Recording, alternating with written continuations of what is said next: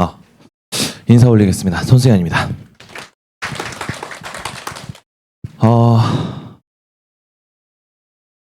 시작하기 전에 항상 말씀드리는 것 중에 하나인데, 이게 사실 강사로서 할 말은 아니긴 한데요. 제가 그 극심한 무대 공포증이 조금 있습니다. 그래가지고 어머님이 이렇게 뵐 때마다 전날부터 사실 잠을 잘 못 자요. 어제도 한 2시간 잤나? 그래서 오늘 또 말씀 나누다가 이제 말씀드리다가 약간 이제 헛소리를 할 수도 있는데 약간 기억해 봐주시면 좀 감사드리겠습니다. 오늘 이제 어머님들 힘드시죠? 저희 이 시간이 딱 우리 아이들 100분 지난 시간이거든요. 우리 아이들이 시험을 딱 시작하는 게 10시 반이고 100분이 딱 지나고 나면 12시 10분 정도 됩니다. 그래서 지금 어머님들이 딱 경험하신 시간이 우리 아이들이 수학을 치는 그 모의고사 시간인데요. 사실 그 시간이 어떻게 보면 조금 잔인하죠. 그 100분 안에 우리가 뭐 짧게는 1년, 뭐 3년, 또 길게는 뭐 학교를 다녔던 12년 이상을 그 시간 안에 평가를 받아야 됩니다. 그런데 그게 그냥 우리 아이들이 잘 공부해서 들어가면 우리 아이가 가진 실력이 그대로 나오는가? 사실 저는 그게 공정이라고 생각합니다. 그렇게 만들도록 하긴 해야 되는데 사실 어머님들이 저보다 더 잘 아시겠지만 그렇게 세상이 공정하지만은 않죠. 그리고 뭐 정말 여러 가지 종류의 변수들이 있습니다. 우리가 우리 아이들이 딱 들어가서 만나게 될 감독관, 옆자리 학생, 앞자리 학생, 그 다음에 우리 아이가 찍을 번호, 이런 것들에 따라서도 우리 아이들의 운명이 달라진다는 생각을 하게 되죠. 그러니까 그러다 보니까 정말 다양한 종류의 고민들을 1년 전부터 시작을 하게 되는 것 같습니다.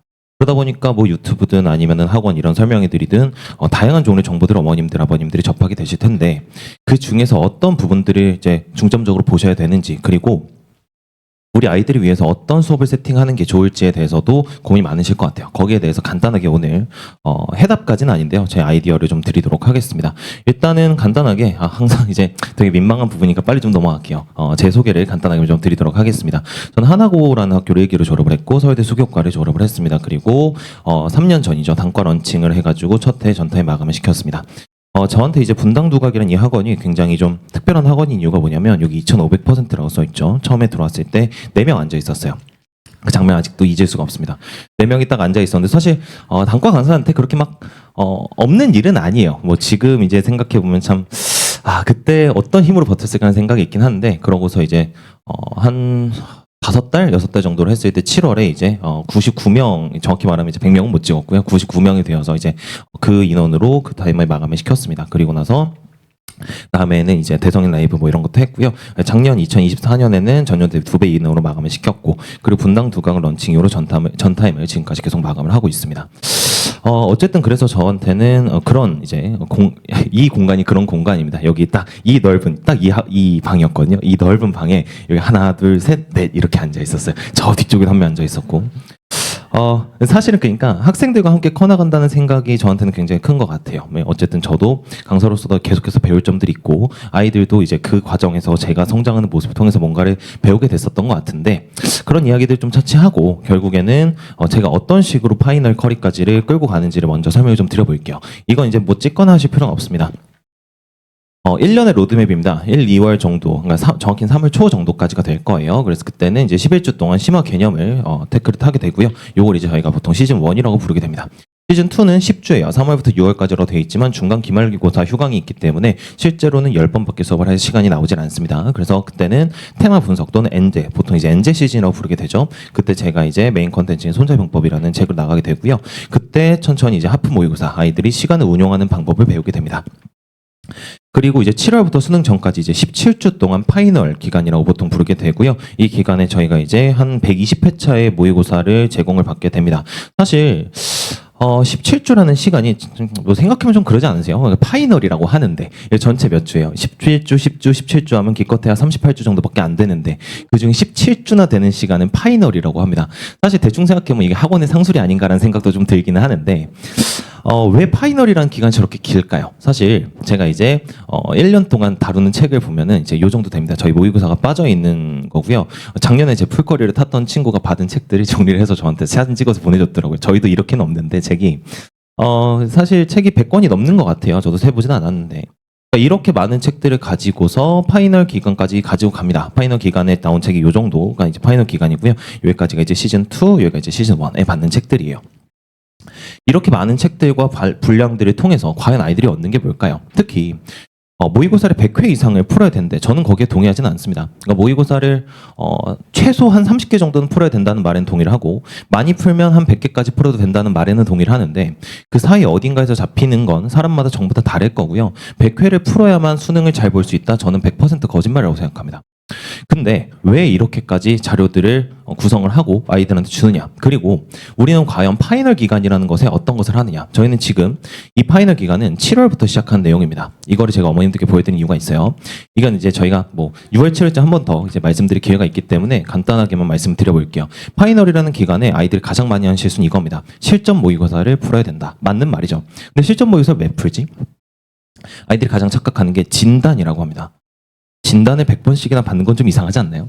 그러니까 우리가 건강검진을 받는다고 치면 건강검진을 1년에 한 번, 2년에 한 번 이렇게 받잖아요. 건강검진 일주일에 5번씩 받는다고 한번 생각을 해보세요. 그거 받다가 죽겠죠. 그죠? 그러니까 당연히 우리는 실전 모의고사에 목적이 없이 들어갔을 때는 아이들은 그냥 문제 30문제 풀고 나오는 겁니다. 전혀 아무런 의미도 없습니다. 우리는 100분을 운영하기 위한 방법론이 확립되어 있는가? 그러니까 내가 100분이라는 10시 반부터 12시 10분이라는 그 시간 동안에 무엇을 할 것인지에 대한 방법론이 정확하게 되어 있는가? 실수를 해. 그냥 실수가 아니고 시험장에서 나오는 실수인지 아닌 실수인지 내가 밖에서도 하는 실수가 있고 시험장에만 들어가면 그때부터 하는 실수가 있습니다. 그걸 구분할 수 있는가?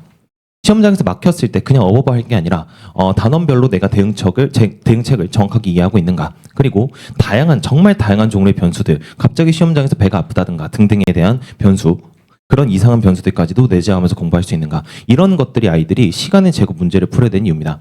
이걸 모르는 학생들이 뭘 하냐면 양치기를 합니다. 100개, 150개 모아 둡니다. 그거 한 200개까지 모으는 친구들이 있어요. 실전 모의고사 쫙 모아요. 그리고 나중에 시간이 없으니까 뭘 하냐면 30번 문제는 골라 풉니다.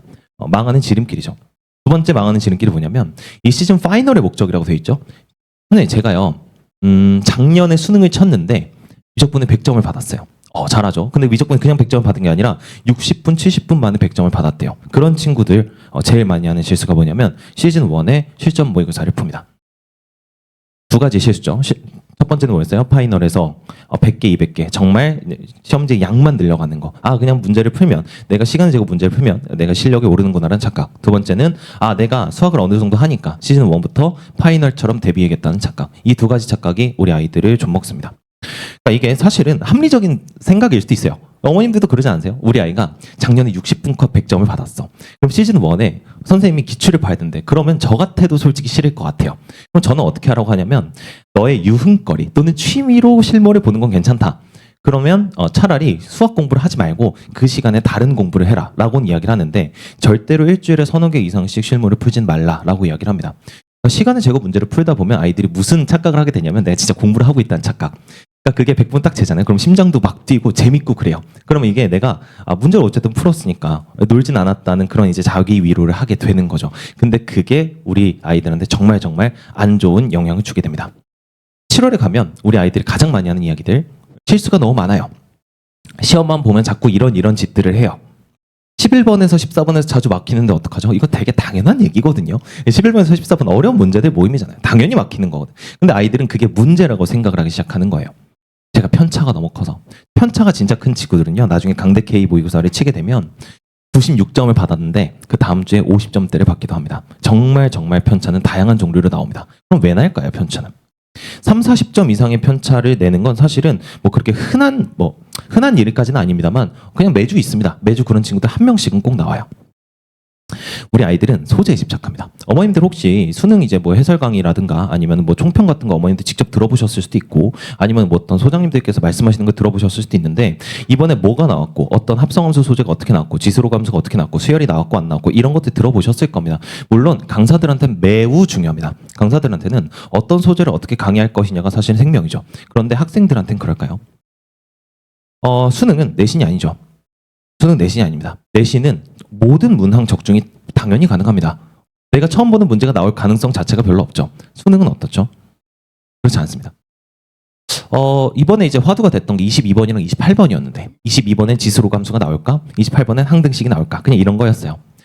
저는 개인적으로 그러니까 예측을 맞췄습니다. 그러니까 22번엔 지수로 감수가 나올 거고 28번에는 항등식이 나올 거야 라고 나오지 않을 거야 라고 이야기를 했거든요. 근데 그러면서도 그럼 틀릴 수도 있지. 강사들이 학생들이 이제 수능 강사와 내신 강사의 차이점이에요. 수능 강사의 가장 중요한 점은 뭐냐면 자기 예측이 틀려도 아이들은 맞추게 강의를 해야 됩니다. 그런데 그때 아이들이 제일 많이 하는 실수가 그러니까 선생님 28번에 항등식이 안 나오면 어떡하죠? 22번에 지수로 함수가 안 나오면 어떡하죠? 그러면 그 변수를 가지고 아이들 학생들이 들어가요. 그러면 그게 나온다 안 나온다가 우리 아이의 운명을 결정지어요. 이거 너무 이상하지 않아요? 처음에 뭐라고 말씀드렸냐면 다양한 변수들을 내재화시켜야 된다고 이야기를 했어요. 그러니까 최대한 변수를 안 갖고 들어가야 되는데 우리 아이들은 예상을 합니다. 예상을 하는 게 아니니 사실 도박이죠. 우리 아이들은 도박을 합니다. 어쩔 수 없이 심신미약이라고 제가 보통 표현을 하는데 수능이 가까워지면 가까워질수록 이거 이렇게 열심히 공부했는데 안 나오면 어떡하지라는 생각이 계속 들어요. 그리고 학생들한테는 당연합니다. 그럴 수밖에 없어요. 강사들은 그걸 컨트롤해야 되는 존재입니다. 그러니까 아이들한테 사실 제일 무책임한 말은 뭐냐면 많이 풀어. 문제 많이 풀다 보면 해결돼. 문제를 많이 풀어야 되는 건 맞아요. 많이 풀어야 되는 건 맞는데 많이 푼다고 해결되는 게 아니에요. 우리 아이들이 그걸 구분을 잘 못한다는 거죠. 그러다 보니까 자연스럽게 선생님 이거 누가 안 나온다 그랬는데 이거 왜 자꾸 시험지 나와요? 이런 말들을 반복을 합니다. 수능에는 나오죠. 6월 9월에 안 나왔는데요. 수능에 나오죠. 그게 항상 우리 아이들이 매년 반복하는 거고 제가 지금 13년째 보고 있는 일들입니다. 목적 없는 공부죠. 시즌에는 각각의 목적이 있습니다. 개념, 경험, 태도. 저는 수능을 완성시키기 위해서 필요한 거를 이것만 있는 건 아니겠지만 크게 나누자면 시즌 1에는 개념, 시즌 2에는 경험, 시즌 3는 태도다라고 이야기를 하고요. 이 개념 공부라는 건 사실 그렇습니다. 개념 공부가 뭐냐면 말 그대로 진짜 우리 아이들이 기본 개념, 수열의 정의 이런 걸 보는 게 아니고요.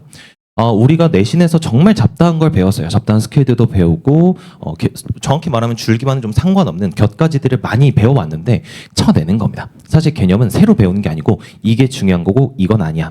사실 이건 이런 의미를 가지고 있어라는 재구성입니다.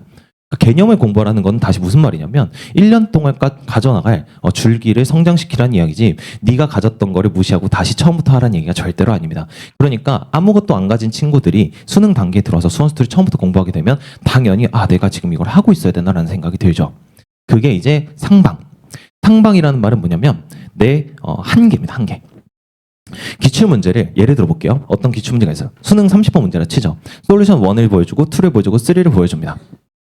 그게 조금 더 가면 4, 5까지도 가거든요. 솔루션 5쯤 갔다고 칠게요. 아이들 절대로 못 따라합니다.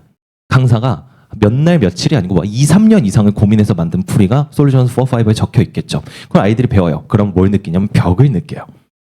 선생님 저 이거 못할 것 같은데요? 당연하지. 그걸 네가 어떻게 해? 그걸 아이들이 무시하는 게 아니고 제가 2, 3년 동안 고민해서 이런 거구나 라고 한 거를 솔루션 넣어놔요. 이걸 재현하라는 게 아닙니다. 이게 무슨 뜻이냐면 기출문제를 다시 보라는 건 이 기출을 정말 끝없이 씹어 먹어봐서 이게 어떤 형태로 변형되든 상관없이 우리는 해결해낼 거야 라는 거고요. 아이디어를 아이들한테 만들어내라고 하지 않습니다. 아이디어는 강사가 만들어냅니다. 그걸 어떤 식으로 변화시키고 적용시키고 알아볼 수 있는지를 다지는 시간이 시즌 1입니다. 그러니까 당연히 봤던 문제를 또 푸는 겁니다.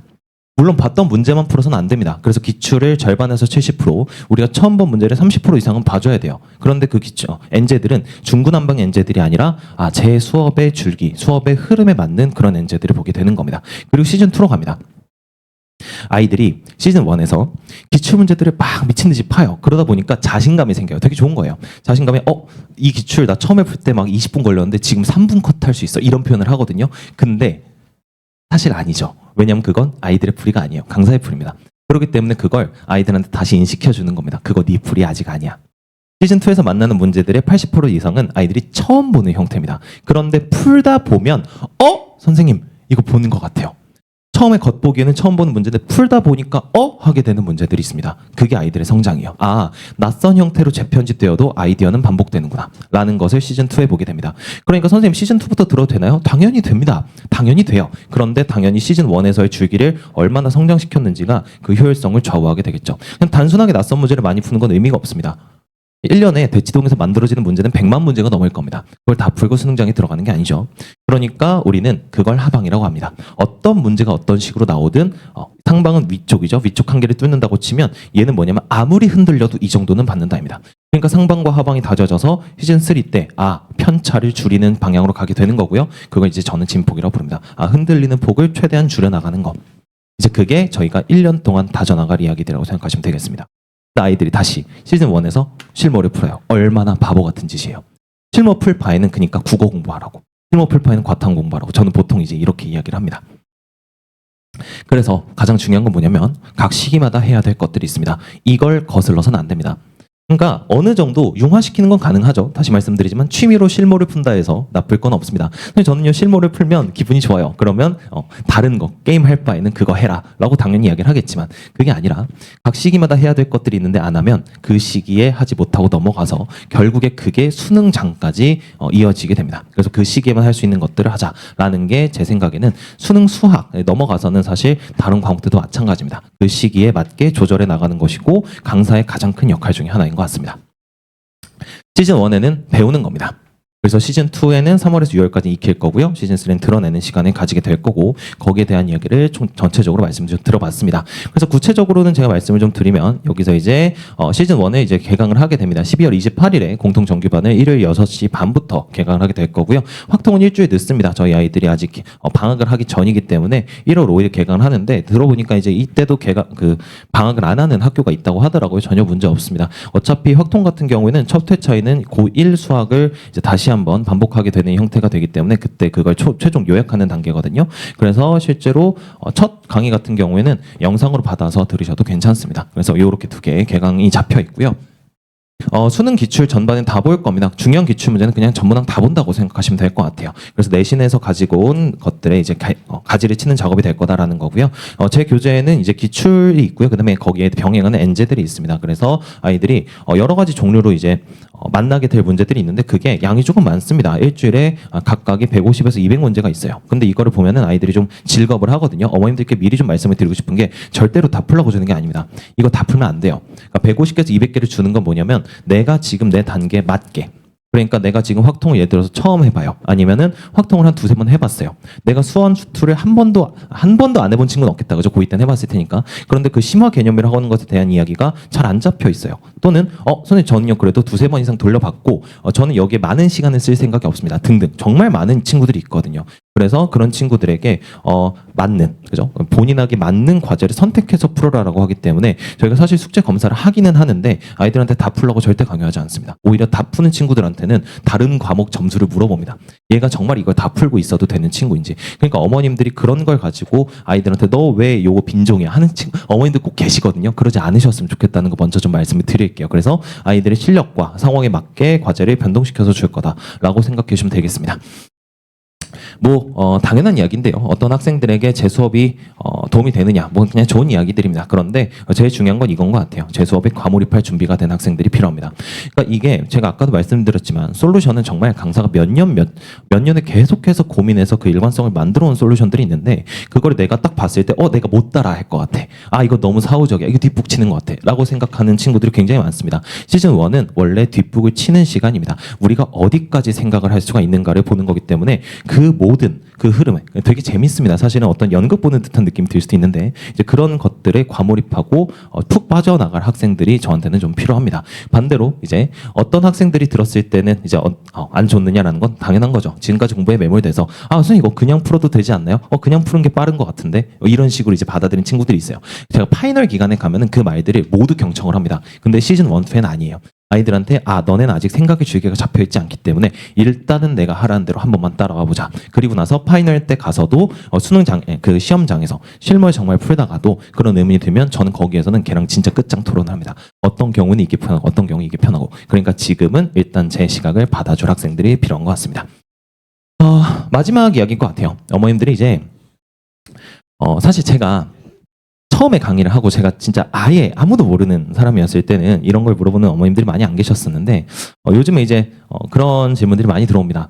손천 선생님 수업 어렵다는데. 그러니까 제가 이제 재종반에서 강대에서 제일 높은 반에 다 들어가요. 그러다 보니까 우리 아이들이 선생님 선생님 수업 어렵다. 재종반에 잘 맞는 것 같다. 당연하죠. 재종반 수업이니까 재종반에 맞게 하는 거고, 실제로 단과 수업은 조금 다르게 진행을 합니다. 그리고 지역별로도 차이가 좀 있어요.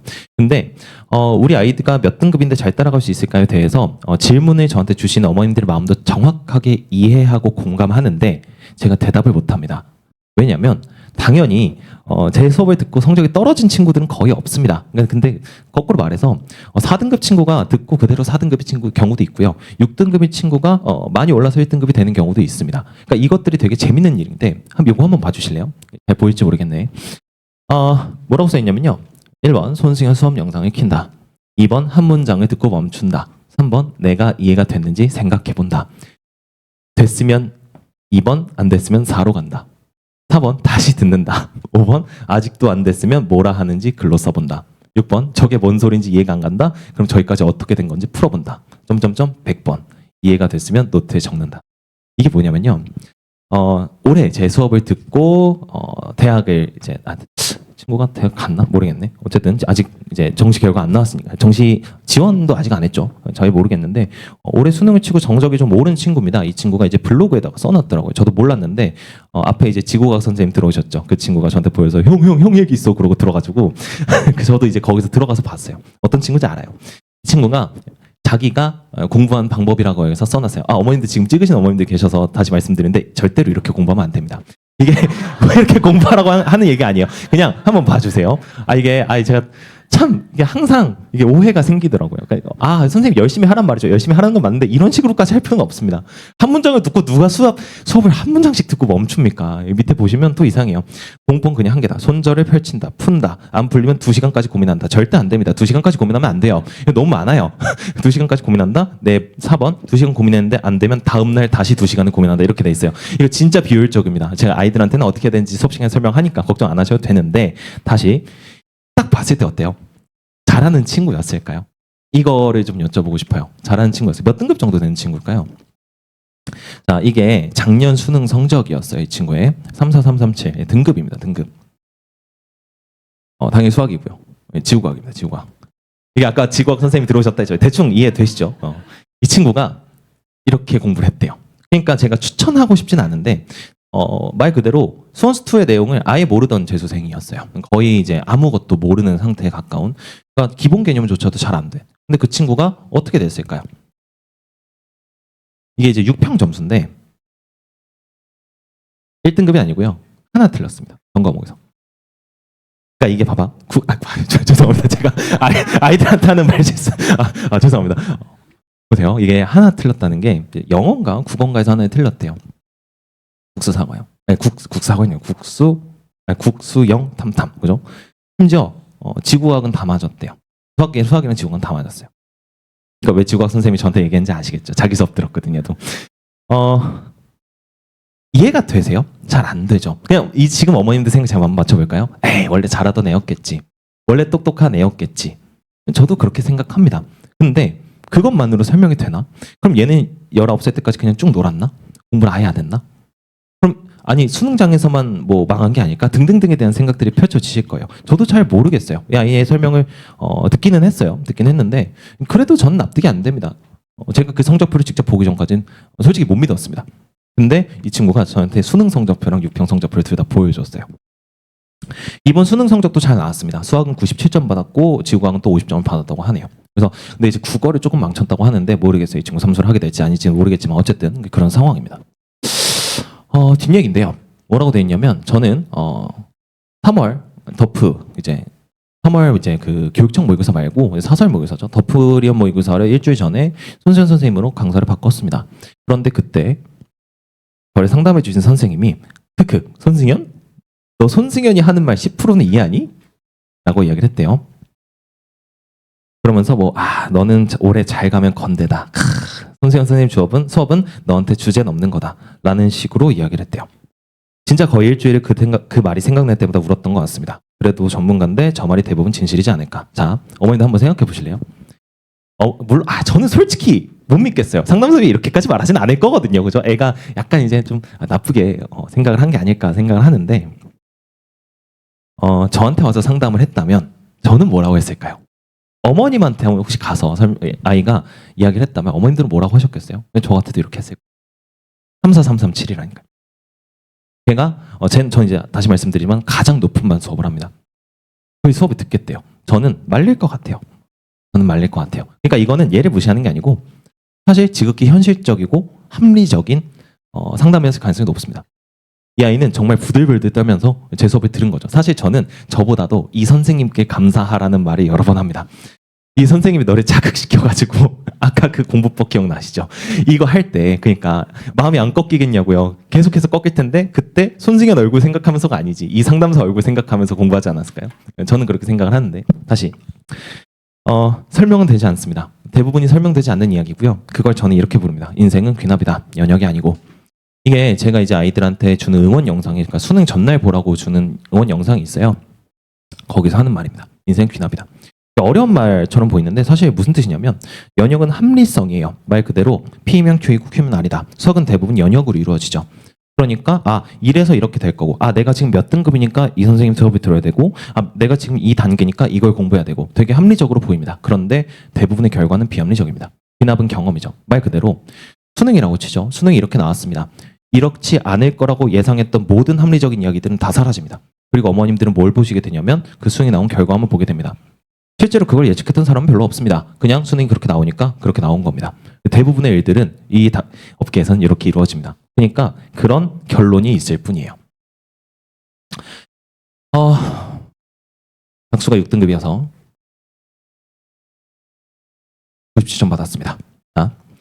그냥 우리의 상상력을 자극하는 이야기들인 것 같아요. 이게 제가 저번 여기 이제 설명회 하기 전날 받은 문자여가지고 저도 좀 많이 놀란 상태에서 넣었는데 어떻게 했을까요? 저도 잘 모르겠습니다. 그냥 시즌 제로 때부터 제 수업을 들었대요. 저 솔직하게 말씀드리면 진짜 솔직한 마음, 제 수업이 도움이 되긴 했겠지만 제 수업 안 들었어도 1등급 받았을 겁니다. 전 솔직히 그렇게 생각합니다.